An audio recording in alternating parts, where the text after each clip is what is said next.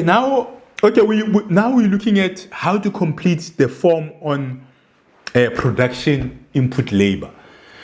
Basically, production input labor is where your business is labor intense. Like electricity, like water. Okay, water maybe in the farming environment, but in terms of the electricity, water, labor goes hand in hand. If you're analyzing your labor, you have a heavy labor-driven operation, then you need to analyze your labor utilization so that you know how many people you need where, so that you can plan your business nicely. So you know in terms of the resources that are required at a certain stage of the operation. And furthermore, this helps you to analyze your operations.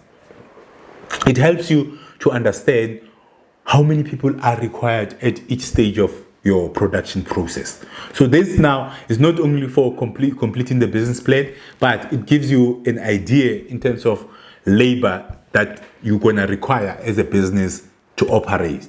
And now it's going to help you in terms of, as well as in terms of the efficiencies, to say, how do you improve efficiencies? How do you best utilize your labor? So what you have to do, you can see, if I go back to the dashboard, the form is not completed in terms of labor. They are both red. Then you just click on the form there. Then you create your labor. So yes, you'll say you have data on labor. So you say yes, and then the market segment is the market segment that you have selected. And then labor description, it depends on the type of labor you can describe, or maybe your labor are mainly maybe semi-professionals. Okay, maybe you're using semi-professionals, professionals. Okay, and then semi-professionals. What's the average rate per labor? Average rate of your labor, depending on that. So average labor is based on per hour. How much do they cost you per hour? So averagely, maybe labor. How much is it? Let's say it's 30 rand per hour, for argument's sake. Then stage one, you indicate how many people you need at each process. Let's say here you need 2, stage 2 you need 2, stage 3 you need 2, stage 4 you need 2 people, 2 people, 2 people, 2 people on stage 7, 2 people on 8, and then 2 people. So in total you need 18 people to run your operations, and you can ignore the total number of labor. The system will calculate it for you. You don't have to worry about that, and the total cost, the system will calculate it for you. Depending on your average shift, then it will calculate the figures for you, and then you indicate if you have secured the labor, are they seasonal, are they free? They can be freely available, but are you getting them in open market? What are the risks? Maybe strikes in terms of your labor, and then how do you mitigate?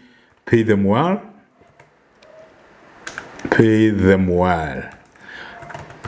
and maybe your labor relations, build labor relations with your staff, and then you confirm that this data is correct. Then you create your labor.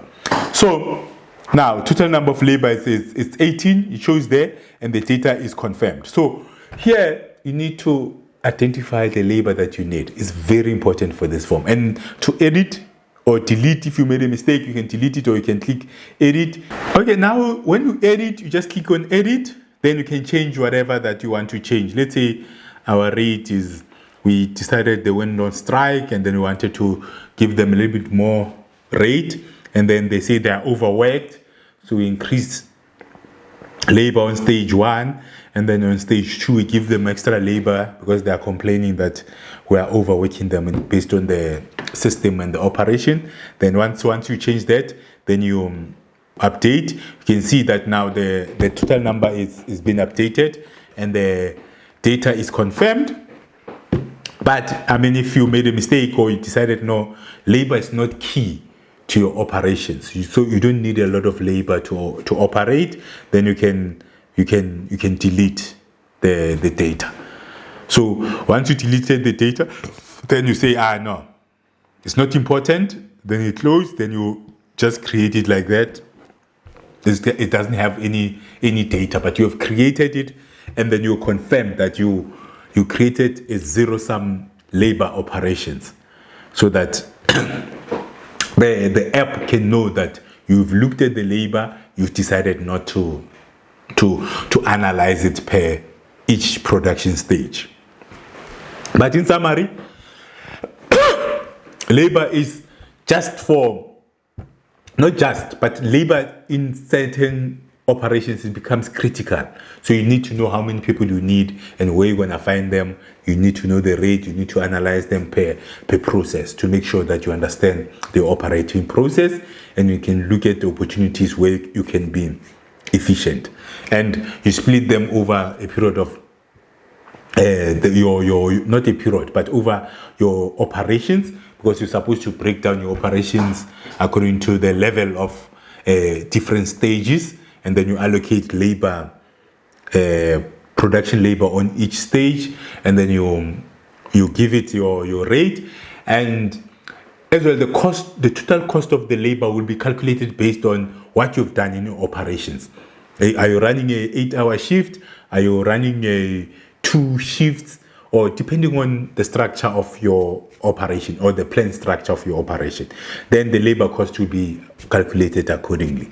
And yes, that's how you complete your labor form. You can see it's completed, it's confirmed. Then when you go back to the dashboard, you'll see your production labor will be, both of them will be blue. So it shows that now the form is fully completed and the data is confirmed. Thank you.